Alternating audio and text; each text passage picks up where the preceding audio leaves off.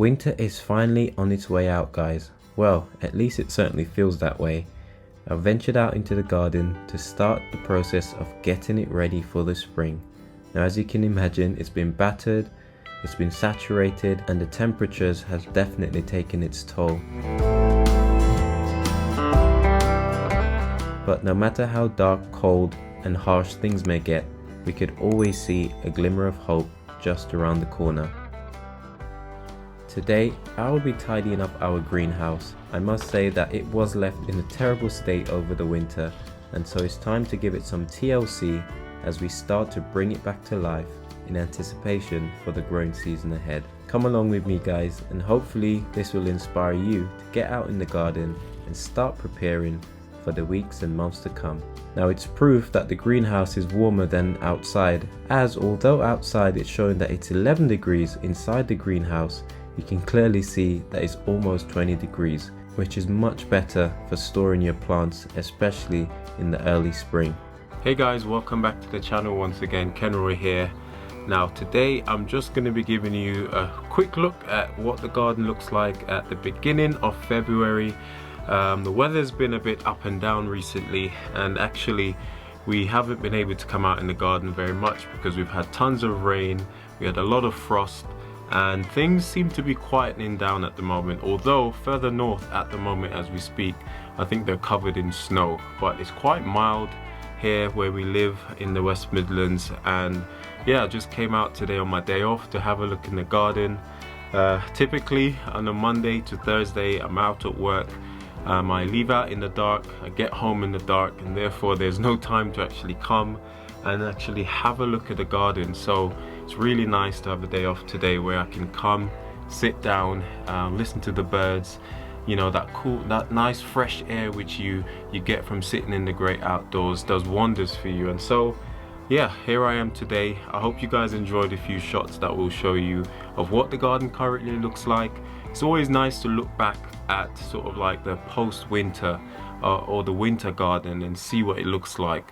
Come early spring, you know, going into summer, things are going to transform so drastically, and so it's always nice to have these videos where you can look back at most of your crops lying dormant.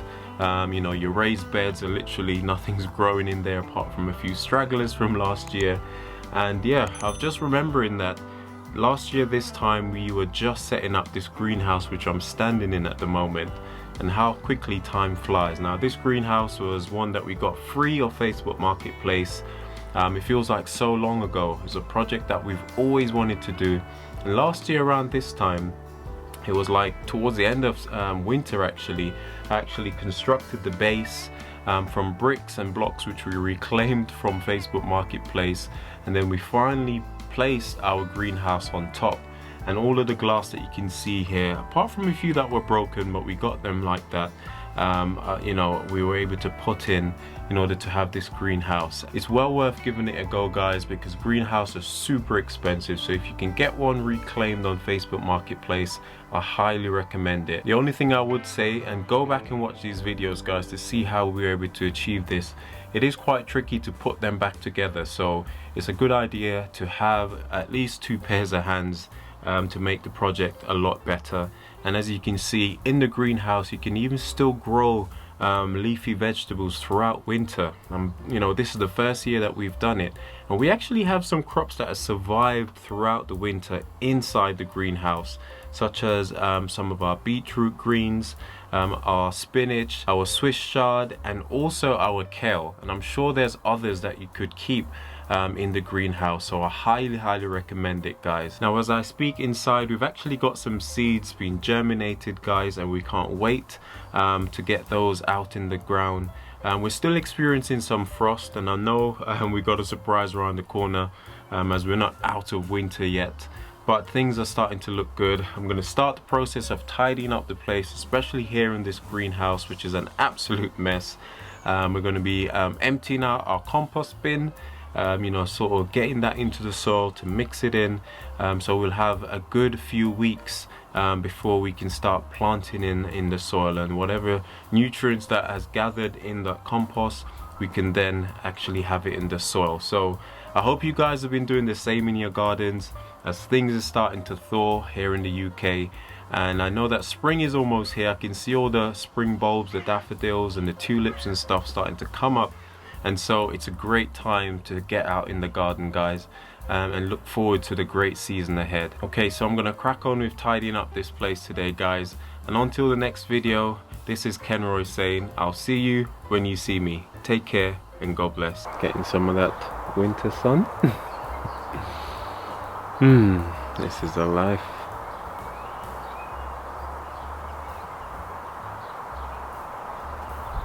Okay, so I'm in here just tidying up in this greenhouse, and you know, as you do, trying to get rid of all the last season bits and pieces that's lying around. And of course, inevitably you stumble upon loads of tiny slugs. And then I saw these two guys just chilling in here. Look at them, as if they're paying rent in this place or something. Just living absolutely rent-free, chomping all of my greens in here.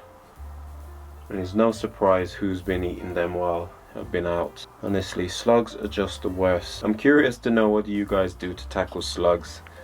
There's nothing I can do about this old greenhouse. It's not that airtight, so inevitably these guys always get in through the cracks. But what do you guys do? Comment down below, guys, and let me know what you do to get rid of the slug problem.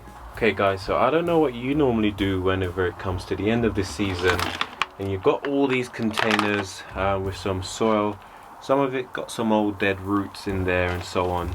Now, depending on the type of plant that was in here, so long as it's not something that's prone to spread disease, I tend to reuse the soil for the following season. At the very least, I mix these into my raised beds in order to bulk it up. Now, what I tend to do is harvest a lot of this old compost, because this is actually compost that was bought. I actually just collect it all in a massive container, including all the worms and everything, and then that way I can get to reuse these old containers for when I'm sowing seeds out in the greenhouse. And then what I'll do later on, I'll mix in some horse manure along with some of my compost that is in my compost bin outside, just to reinvigorate this compost, because at the end of the day there's still a bit of nutrients left in here, and the actual medium itself is pretty nice, very light, free draining. It's got some of that organic matter from the roots which will break down, so all we now need is some nutrients in there, which is some horse manure, maybe some potash, as well as some organic compost, and this will be good to go. Great source for, you know, starting off your seeds especially. And if you want to touch up your raised beds or your flower beds, I mean, why waste all of this good compost?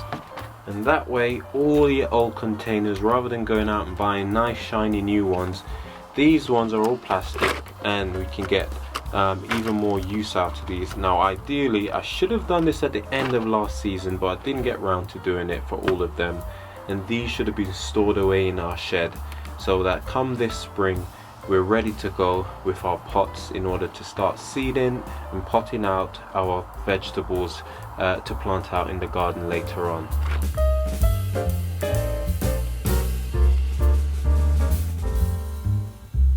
Now, I know this is probably looking quite gross, as this is a lot of the stuff that we've chucked out of our kitchen over the year. And if you look at the bottom here, I know it's all wet because we've been getting a lot of rain. We can see all of these juices just flowing out from this compost bin. You can see some of our spring bulbs starting to spring up, and they're absorbing all the nutrients that's seeping out into the soil. Now, what I'm going to do in the next few days is to take this container apart and absolutely empty everything that's inside of it, probably put it in one of my wheelbarrows. Now, the compost that's at the very bottom is already been broken down by the worms and is ready to go into your topsoil. And in a few weeks, as it starts to warm up and we consider planting out into the garden, this topsoil is going to be rich with nutrients, ready for your first crop. Now, the next thing that I'm going to do is to take a portion of this and put it in that bucket of old soil from last year. You know, the one that is probably not full of nutrients anymore because we've grown and harvested from it. Now, there's no point in chucking that because we spent good money buying that compost, which is so expensive, and all it needs is a bit of rejuvenation. It'll be perfect for starting off those new seeds, and we won't have to buy extra compost to get this season going. So yeah, this is what I've been doing on the ground. I've been sort of clearing all the rubbish that's down there, a lot of the dead leaves from last year's crop. We've also got a ton of these still left over, and these are sunchokes, also known as Jerusalem artichokes.